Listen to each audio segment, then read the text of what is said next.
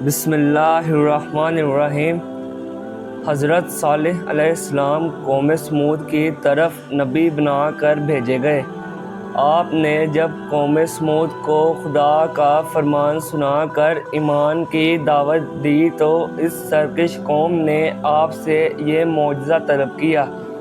کہ آپ اس پہاڑ کی چٹان سے ایک گابھن اونٹنی نکالیے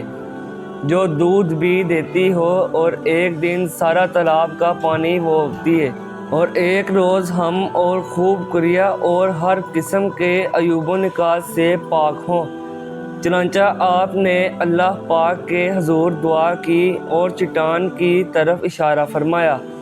تو وہ فوراً ہی پھٹ گئی، اور اس میں سے ایک نہایت ہی خوبصورت اور تندرست اور خوب بلند قامت اونٹنی نکل پڑی جو گابھن تھی، اور نکل کر اس نے ایک بچہ بھی جنا، اور یہ اپنے بچے کے ساتھ میدانوں میں چرتی پھرتی رہی۔ اس بستی میں ایک ہی تالاب تھا جس میں پہاڑوں کے چشموں سے پانی گر کر جمع ہوتا تھا۔ آپ علیہ السلام نے فرمایا کہ اے لوگو، دیکھو یہ معجزے کی اونٹنی ہے، ایک روز تمہارے تالاب کا سارا پانی یہ ہی پی ڈالے گی اور ایک روز تم لوگ پینا۔ قوم نے اس کو مان لیا۔ پھر آپ علیہ السلام نے قوم سمود کے سامنے یہ تقریر فرمائی کہ ترجمہ: اے میری قوم، اللہ کو پوجو، اس کے سوا تمہارا کوئی معبود نہیں ہے۔ بے شک تمہارے پاس تمہارے رب کی طرف سے روشن دلیل آئی، یہ اللہ کا ناکہ اونٹنی ہے۔ تمہارے لیے نشانی تو اسے چھوڑ دو کہ اللہ کی زمین میں کھائے اور اسے برائی سے ہاتھ نہ لگاؤ کہ تمہیں دردناک عذاب آئے گا۔ چند دن تو قوم سمود نے اس تکلیف کو برداشت کیا کہ ایک دن ان کو پانی نہیں ملتا تھا، کیونکہ اس دن تالاب کا سارا پانی اونٹنی پی جاتی تھی۔ اس لیے ان لوگوں نے طے کر لیا کہ اس اونٹنی کو قتل کر ڈالیں، اونٹنی کا قاتل۔ چنانچہ اس قوم میں قدار بن سالف جو سرخ رنگ کا بھوری آنکھوں والا اور پستہ قد آدمی تھا،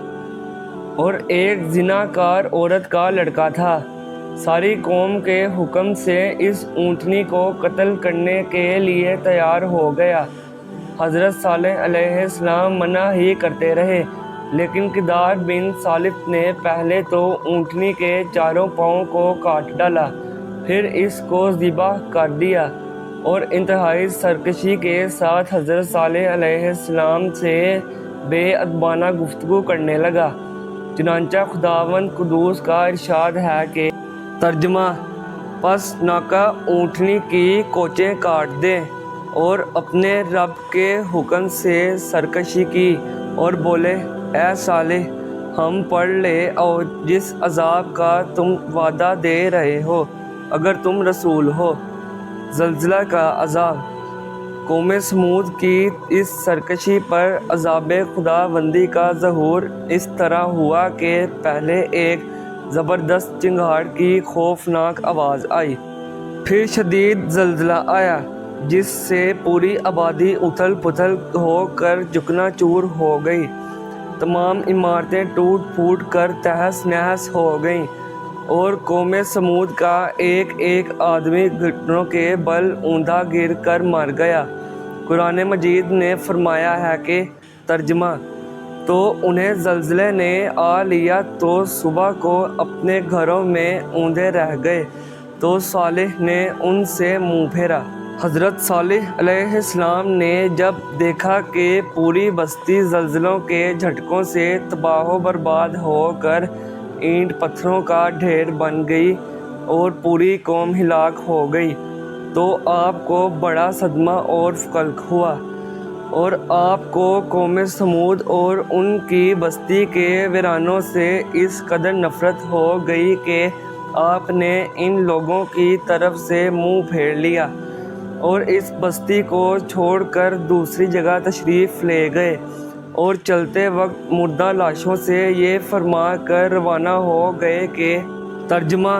اے میری قوم، بے شک میں نے تمہیں اپنے رب کی رسالت پہنچا دی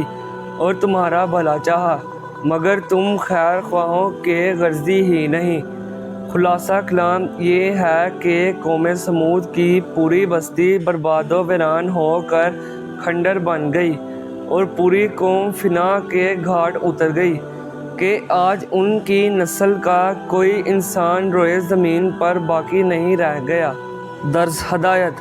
اس واقعے سے یہ سبق ملتا ہے کہ جب ایک نبی کی ایک اونٹنی کو قتل کر دینے والی قوم عذاب الہی کی تباہ کاریوں سے اس طرح فنا ہو گئی کہ ان کی نسل کا کوئی انسان بھی روئے زمین پر باقی نہ رہ گیا، تو جو قوم اپنے نبی کی آل و اولاد کو قتل کر ڈالے گی، بھلا وہ عذاب الہی کے قہر سے کب اور کس طرح محفوظ رہ سکتی ہے؟